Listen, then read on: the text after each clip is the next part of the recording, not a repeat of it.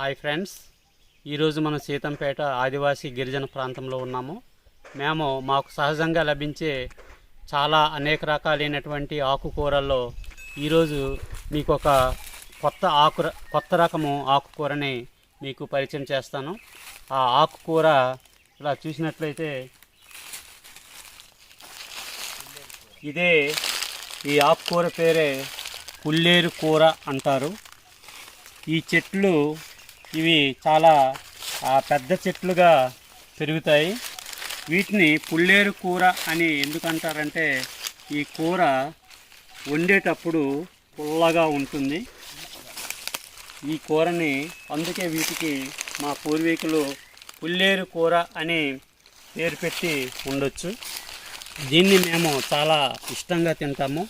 ఈ కూర ఇవన్నీ ఆకులు తెంచి వీటిలో వరి బియ్యము నూకలు కలిపి మేము బాగా రోట్లో దంచుతాము.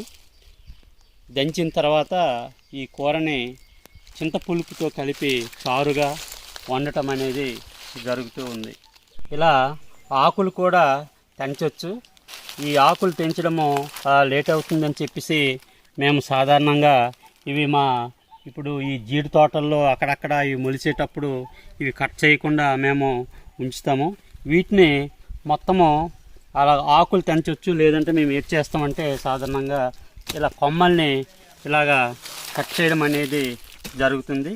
ఆ కొమ్మలు మళ్ళీ చిగురించి మళ్ళీ అవి కూరగా మాకు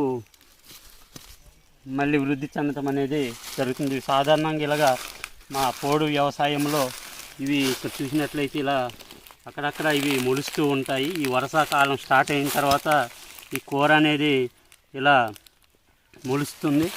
ఇంతవరకు ఛానల్ని సబ్స్క్రైబ్ చేయకుండా ఉన్నట్లయితే ఇప్పుడే తప్పకుండా సబ్స్క్రైబ్ చేయండి, కామెంట్ చేయండి, అలాగే లైక్ చేయండి.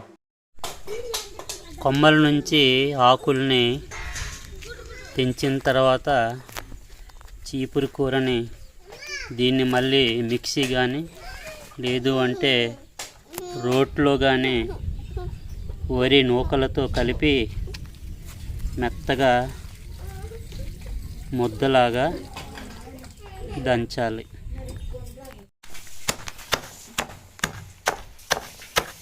పుల్లేరు కూర కొమ్మల నుంచి తెంచిన తర్వాత ఇలా బియ్యం కానీ బియ్యపు నూకలు కానీ కలిపి ఇలా మెత్తగా రోట్లో పేస్ట్ లాగా దంచుకోవాలి. ఇంచుమించు మన గోరింటాకు ఎలా దంచుతారో అలాగ ముద్దగా దంచాలి.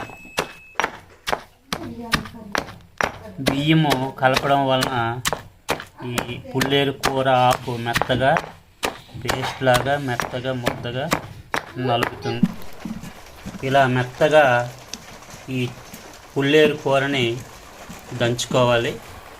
దంచుకొని ఇదంతా మెత్తగా ఇలా పేస్ట్ లాగా నలిగితే కూర అంత చక్కగా నీట్గా ఉంటుంది.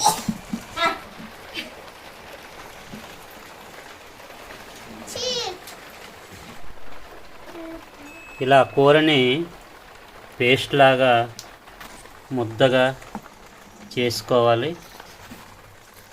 ఇలా చేసుకున్నట్లయితే కూర చాలా రుచికరంగా మెత్తగా ఉంటుంది.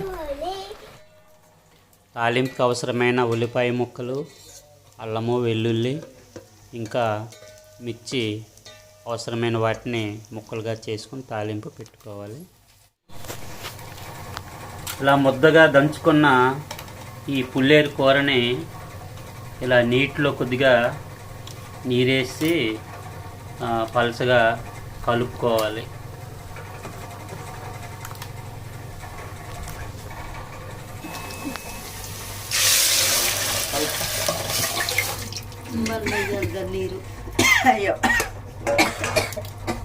పలచగా నీటిలో కలుపుకున్న తర్వాత తాలింపు పెట్టుకొని మనకి తాలింపు వేసుకుంటే తాలింపు పెట్టి ఇట్లా కలుపుకోవాలి.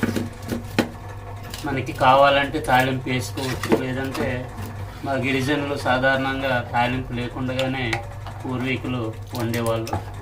మరి ఇప్పుడంతా తాలింపు అలవాటు అయిపోయింది కాబట్టి తాలింపు పెట్టుకుంటున్నాము.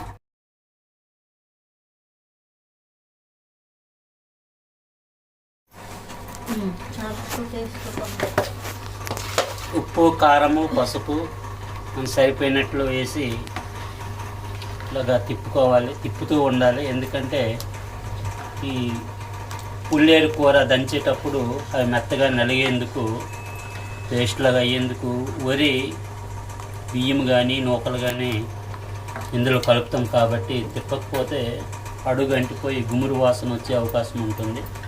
ఇలా ఒక పావు గంట 20 నిమిషాలు ఇలా తిప్పుతూ ఉండాలి. బాగా మెత్తగా ముద్దలా పేస్ట్లా చేసి కూర దంచిన తర్వాత ఇవి పుల్లేరు కూర.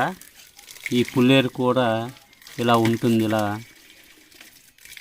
ఇది చూసినట్లయితే చిన్న చిన్న రేణువుల్లాగా మీ ఉన్నాయి కదా, ఈ గోధుమ నూకలాగా, వీటిని బియ్యము లేదా నూకలు కలిపి దంచడం వలన వస్తుంది. అవి వేయాలి. అవి ఆ నూకలు వేయటం వలన కూర మెత్తగా నలుగుతుంది. ఇప్పుడు మా పద్ధతిలో వండిన, గిరిజన పద్ధతిలో వండిన ఈ పుల్లేరు కూర ఇలా ఉంటుంది. వండిన తర్వాత దీని రుచి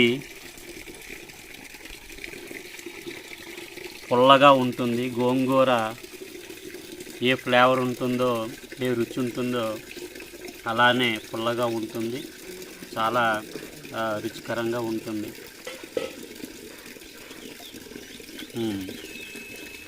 చాలా బాగుంది. గోంగూర ఇలా మెత్తగా ఉడికితే ఎలాగుంటుందో అదే రుచి కలిగి ఉంది. ఇందులో పులుపు కానీ ఏమీ వేయలేదు. ఈ పుల్లేరు కూర అనేది పుల్లగా ఉంటుంది. అందుకే దీన్ని పుల్ల కూర, పుల్లేరు కూర అని దీనికి పేరు.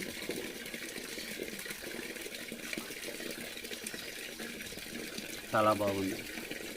ఓకే ఫ్రెండ్స్, ఇది మా గిరిజన పద్ధతిలో మేము ఈ పుల్లేరు కూరనే మేము వండాము. ఇది సహజంగా మా అటవీ ప్రాంతంలో, మా పోడు వ్యవసాయంలో ఉంటుంది. ఇది పెంచడం అనేది జరగదు. ఇది సహజంగానే అడవిలో పెరుగుతుంది. ఈ వీడియో మీకు నచ్చినట్లయితే ఛానల్ని సబ్స్క్రైబ్ చేయండి, షేర్ చేయండి, కామెంట్ చేయండి.